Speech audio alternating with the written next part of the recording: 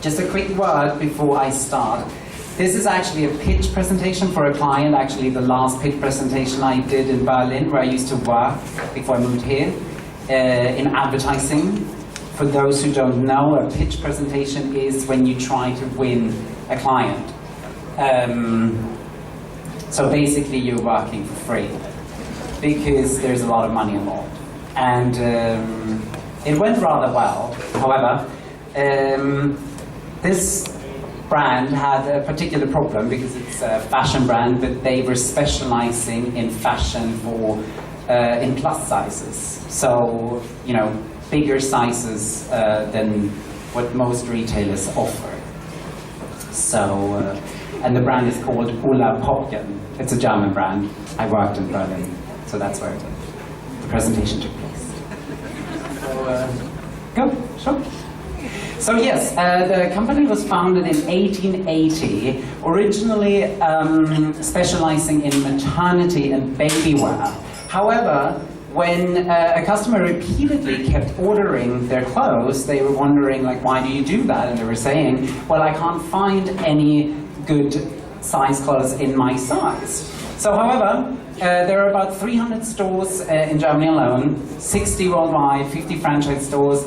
They do a lot of business online and post-order, which, you know, people tend to do still. Because if you, yeah. So the briefing the client came to us with was that they wanted to have an advertising campaign for the German market using existing channels, but also expanding to new channels. Also, they had a challenge of celebrating their 25th anniversary, and they wanted to participate for Fashion Week for the first time. So the biggest problem with this brand, which was really uncool and unfashionable, it still is, they wanted to have a shift in the people's mind from I have to shop there to I actually want to shop there, not because I'm a plus size, you know, customer. So if you look at the existing customer group on your left, you know, they are not really interested in fashion. They are a bit older, and they like the brand to make the choices for them. The people we were trying to focus on are very fashion-oriented and lifestyle-oriented and very secure about their bodies. Here you can see what their current state looked like. You know, you can see the photography is a bit dated. The models don't really look like they're plus-size models. So it all felt very dated and, yes, a bit dusty.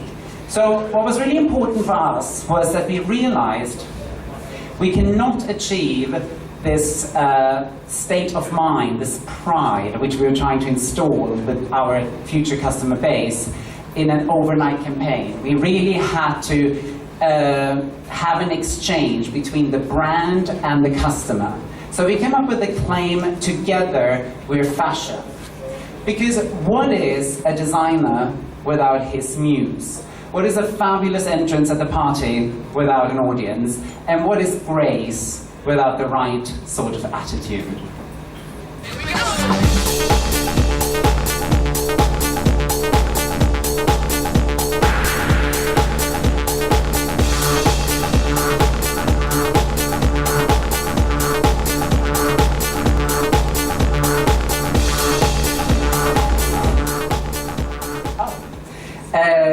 So we took the existing logo, we knew we couldn't change the logo, we enhanced it. Also, as you can see on the bottom, there was a focus in the first year of the launch of the new campaign. They wanted to participate at Fashion Week in Berlin for the first time, and also it was their 25th anniversary.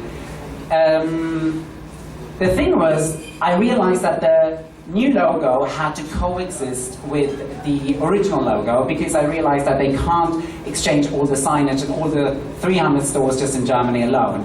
And it was a very flexible logo. You could, you know, use the icon for talking about the new sales, or, you know, like you can see here in the anniversary advert, the 25, because it's like our anniversary advert, you know, and they're stuffing cakes into each other's faces, because it's all about this attitude we were trying to install, that, you know, women that are full-figured are not allowed to eat cake, which is bullshit. So, you know, here you see how the web would look like. Obviously, there's a big part for the shop because that's where they make most of their money. The brand world would be for explaining about the new campaign. Then you would have a part about the blog and also for Fashion Week. For Fashion Week, we thought, let's reduce the focus on the clothes and actually focus on this new attitude. So we're thinking about really iconic black and white photography, again, to reduce on the clothes. Because at this point, they didn't really have any nice clothes. So we thought it's much better to focus on this state of mind. This was an essential part of the campaign that we were trying to install. These are real-life vloggers existing in the world. They blog in fashion in plus sizes all over the world, and they have a very successful blog, each of one of them. So we were thinking, why not contact them and try to get them to blog for us? You know, during Fashion Week, they would obviously report about the new collection. They would talk about what's happening at backstage. They would talk about this exchange, and they would start a dialogue about their customers. And not only the blog in itself, obviously they would be responsible for all social media. Like, you know, they would, take care of Facebook. They would be posting video clips. They would talk about the new campaign. They would anything. You know, they would just communicate with our target audience. So that was how we tried to install this overall thought together with fashion, that it's not just happening with one campaign. Obviously at Fashion Week you would have the natural goodies, goodie bag handed out, you would have an app telling you when the hottest and newest parties are happening. We wanted a magazine talking about our pop-up stores showing this great new collection, and the schedule with all the fashion shows. But before all this would kick off, we thought we'll tag the city with this claim, together with fashion, to create a buzz and hand out all these bags, and people would pick them up. There might be some promotional material inside. Anyway, just, to get people talking about it. There's one final slide missing. However, Ulla Popkin came to us, and they said they wanted a fashion designer to collaborate for the Fashion Week. So I found out in the first meeting with the client that they had called Karl Lagerfeld. And obviously, he politely declined to do a collection for them. So all I really could say in that first meeting is, hold out my hand and say, please don't call anyone. Let's focus on Berlin, because Berlin alone has so many up-and-coming fashion designers, so just take your pick. But don't call anyone anymore, because nobody will touch your brand at the moment, because it's in the gutters. And strangely enough, we won the client. So that was the good news. The bad news is we never signed the client because of some financial dispute, but that's the sad story. But it was a very good, this is a very, very short summary of what was done, all the work that went into this presentation. But anyway, that's it.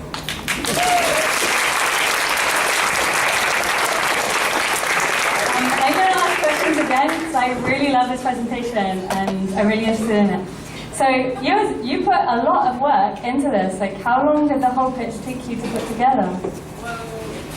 It took about two and a half weeks. That meaning we worked every day, including the weekends. Because I was in charge of it, and I had a team of freelancers, copywriters working with me. But we were about 5 to 10 people, 2 weeks, 2.5 weeks. I wonder, you just touched on the idea of together we are fashion, yes. But could you explain, where did that come from? What it's about? Well, the problem is in fashion generally, just showing pretty pictures of women in gorgeous clothes, without the whole problem of women who might need larger sizes and having difficulties finding clothes on the market. We just believe this is not how you can reboot a really unfashionable brand. Because in the heads of people, everybody who lived in the last 20, 30 years in Germany knew, they hear the name Ulla Popkin, they're just turning the other way. So we thought, you know, how can you really do something honest about it? And this is, you know, just here in the short version where the bloggers come in. And we were very up straight with the client saying, we're not going to pay these women. You know, we might pay for their flight ticket to come over, and then they get to blog whatever they want. If they hate the collection, they hate the collection. But at least it's an honest approach. So, and for that was basically the main idea, the kickstart of the campaign, Together Wear Fashion. These women who are full-figured, who know what they're talking about because they face the challenges of finding beautiful, fashionable clothing every day, they would actually tell the truth about what they think about the collection, and hopefully that would be well received by the audience. Yes, so the approach was about honesty and the exchange that, you know, the customer talks to the brand is listening, and we're reacting to what you want. Because, I mean, fashion today is just, you know, you see, you know, Kate Moss and, you know, Giselle Bündchen in great dresses and bikinis on the beach and blah, blah, blah, and everybody, even, you know, in a really slim figure, knows that can never be me. So this was an extraordinary problem with the whole psychology aspect of even figuring out how do these women feel about themselves. Are they happy in their body? Are they proud? Do they feel, you know, unhappy in their skin? And what we did find out was that most women actually, even if they're a plus size, which we found out is 60% of all women, you know, the size 42 and up, is, you know, they're, you know, especially younger women, they're quite confident and quite happy, and, you know, they're having successful jobs and successful relationships. So we figured just telling them, oh, here's great fashion, go buy it. You know, we really wanted this exchange, this honest approach. Tell us what you think, and we will listen, hopefully. Okay, I could ask a million more questions, but I'll open it up again. Okay, great. You touched on fashion bloggers. They seem to have more clout now in fashion branding than like traditional magazines. Do you agree? They have more. So fashion bloggers seem to have more power and seem to have more clout than the magazines. How do you feel about that? Yeah, well, goodness, yes, they do. I mean, look at the first row in any major fashion show. You know, it's filled with all the fashion bloggers. Because, you know, they have so many followers, and that's their free advertising. I mean, it's really a great idea. You know, just get the fashion bloggers on your side, have them, you know, take their Instagram pictures, put them on their Instagram with all their millions of followers, and, you know, that's your free advertising. And it's actually an honest approach, because, you know, they'll actually say, oh, I don't like, I do like, but, I mean, of course it's manipulated, because if they get invitations, they get goodie bags, they get the whole thing, they get the first-class suite, you know, in the Waldorf Astoria in New York during the Fashion Week. I mean, are they really going to turn around saying, like, well, I didn't really like Chanel? Of course they're not.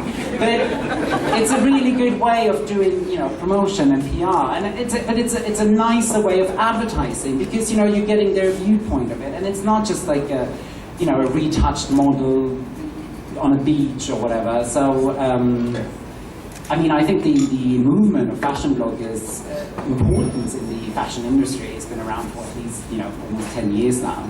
But in Germany, because it's a little bit behind, and especially this industry, you know, for fashion and retail, you know, for plus-size women, there isn't really much in the media, but there's so much happening, and we really thought, and that's why I was really passionate about this client, because, you know, every day we read about how people are being over-photoshopped, and they're banning Julia Roberts, you know, for Lancôme because, you know, her face is just unrecognizable. So it's a really interesting movement what's happening, and I thought, you know, when this brand came along, and the best thing was about it that you couldn't do anything wrong, because the brand was completely crap.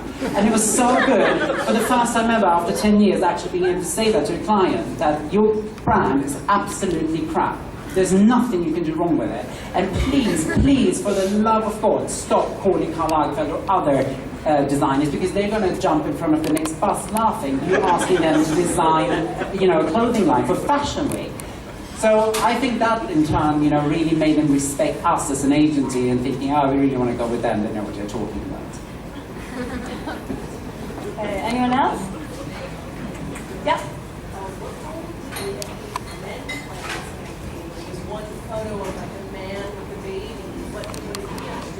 Okay, so what role did the men in the picture play in the campaign? For example, the man with the baby. Right.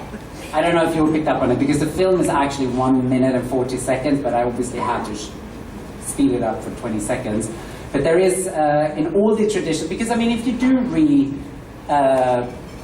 if you rebrand a campaign, obviously you need, I mean, you can't rely on the bloggers alone. You do need a professional, well-photographed campaign.